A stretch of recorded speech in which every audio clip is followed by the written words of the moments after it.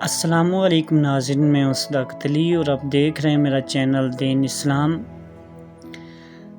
سب سے پہلے آپ کو دین اسلام میں خوش آمدید کرتا ہوں۔ آج کا میرا ٹاپک ہے کن وجوہات کی وجہ سے رزق میں تنگی آتی ہے۔ تو میرے پیارے دوستو، سب سے پہلے بات تو یہ ہے کہ بہت ساری ایسی وجوہات ہیں، بہت سارے ایسے ہم کام کر رہے ہوتے ہیں جن کی وجہ سے ہمارے رزق تنگ کر دیا جاتا ہے، رزق میں تنگی آتی ہے۔ تو ناظرین، وظیفے کی طرف جانے سے پہلے آپ سے ایک چھوٹی سی گزارش ہے کہ میرے چینل کو سبسکرائب کریں، بیل آئیکن کو کلک کریں، لائک کریں اور شیئر کریں تاکہ نئی ویڈیوز، نئی اپڈیٹس آپ کو ملتی رہیں بر وقت۔ تو ناظرین، یہ ہے کہ وظیفے کی طرف جا رہے ہیں، تھوڑا سا ہم اپنے نبی پاک صلی اللہ علیہ وآلہ وسلم پر درود پاک بھی پڑھا کریں۔ اگر آپ روزانہ 100 بار درود پاک پڑھ لیتے ہیں نا، تو انشاءاللہ تعالی مجھے پوری امید ہے، پورا یقین ہے کہ آپ کا رزق تنگ نہیں کیا جائے گا انشاءاللہ۔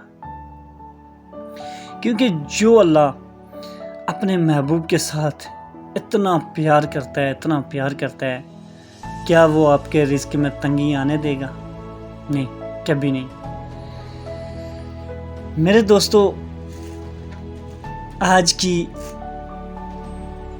کا جو ٹاپک ہے، میں آپ کو اس میں ساری وجوہات بتاؤں گا تاکہ آپ بھی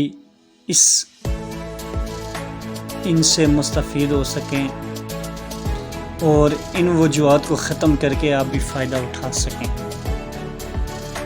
تو ناظرین، یہ ہے کہ جب ہمیں بہت کماتے ہیں، جب ہم بہت محنت کرتے ہیں، محنت کرنے کے باوجود ہماری زبان سے ایک ہی الفاظ نکلتا ہے کہ یار سمجھ نہیں آتی، یار اتنا کماتا ہوں پتہ نہیں چلتا، یار کیا ہو گیا ہے، گھروں میں برکت ختم ہو گئی۔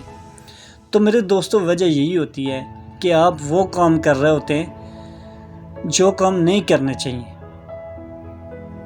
سب سے پہلی بات تو یہ ہے کہ ہاتھ دھونا نبی پاک صلی اللہ علیہ وسلم کی سنت ہے، وہ ہم نہیں دھوتے، رزق میں تنگی۔ نمبر 2، کھانا شروع کرنے سے پہلے ہم بسم اللہ نہیں پڑھتے، وہ سنت ہے، وہ چھوڑ دیتے ہیں، رزق میں تنگی۔ اس کے بعد ہم کھانا کھا کے اللہ کا شکر ادا نہیں کرتے، جس کی وجہ سے ہمارے رزق میں تنگی۔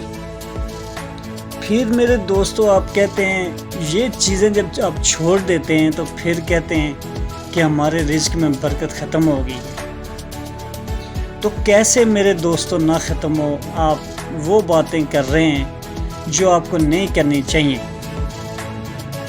اس کے بعد جب آپ ٹوائلٹ میں جاتے ہیں، وہاں پہ باتیں کر رہے ہوتے ہیں، آپ کا دماغ کسی اور طرف ہوتا ہے، ٹوائلٹ میں جا کے ایسی باتیں کر رہے ہوتے ہیں جو نہیں کرنی چاہیے۔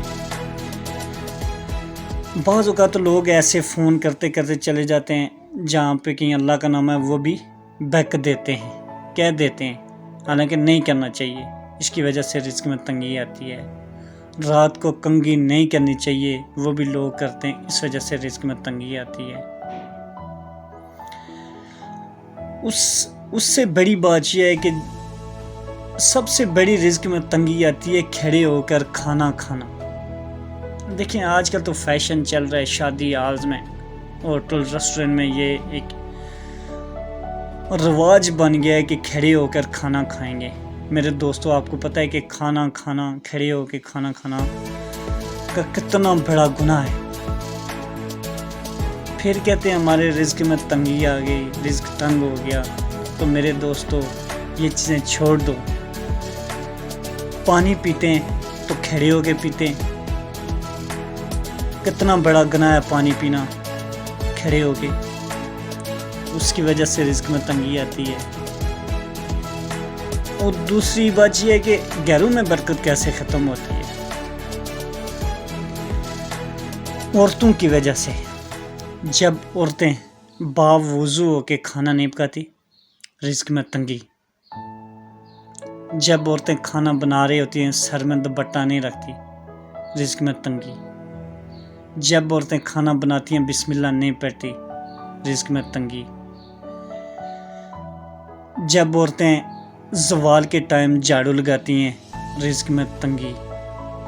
تو میرے دوستو، یہ اگر ان باتوں پہ آپ عمل کریں گے، یہ جو میں نے باتیں بتائی ہیں جن کی وجہ سے رزق میں تنگی آتی ہے، تو انشاءاللہ تعالی آپ چند ہی دنوں میں دیکھیں گے کہ آپ کے رزق میں کیسے برکت اللہ پاک نے ڈالی ہے۔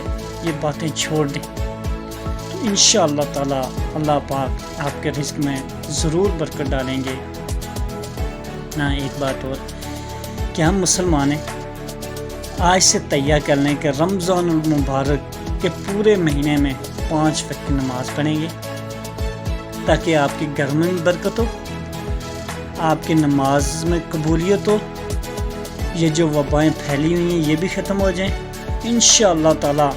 اس بار میں یقین سے کہتا ہوں کہ اگر رمضان کے روزے سب نے رکھے،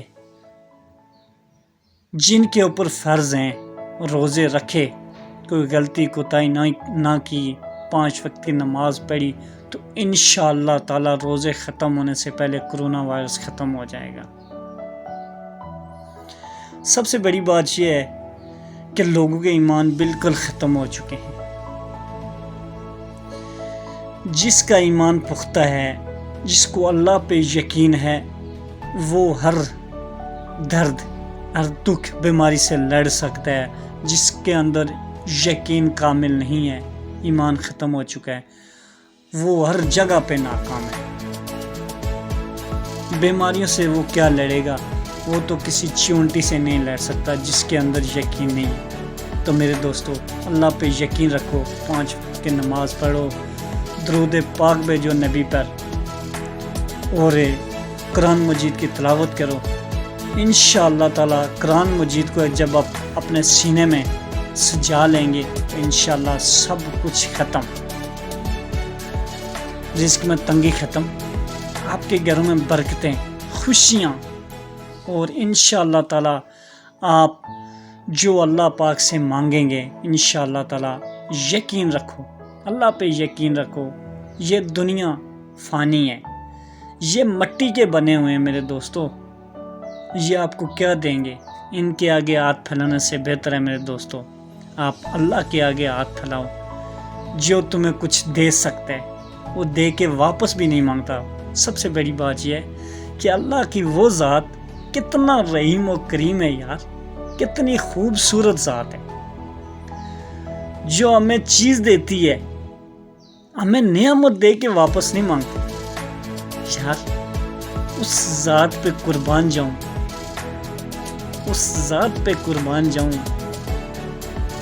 اس نبی پہ قربان جاؤں جن کی وجہ سے ہم مسلمان ہیں، اس ذات پہ قربان جاؤں جس نے ہمیں مسلمان پیدا کیا۔ دوستو، یہ ارادہ کر لو کہ ہم نبی کی سنت پہ عمل کریں گے، نبی کی سنت سے پیار کریں گے، اور کسی کے آگے ہاتھ نہیں پھیلائیں گے، صرف اللہ کو چھوڑ کے صرف اسی سے مدد مانگیں، تو انشاءاللہ آپ دنیا میں بھی سرخرو ہوں گے اور آخرت میں بھی کامیاب ہوں گے۔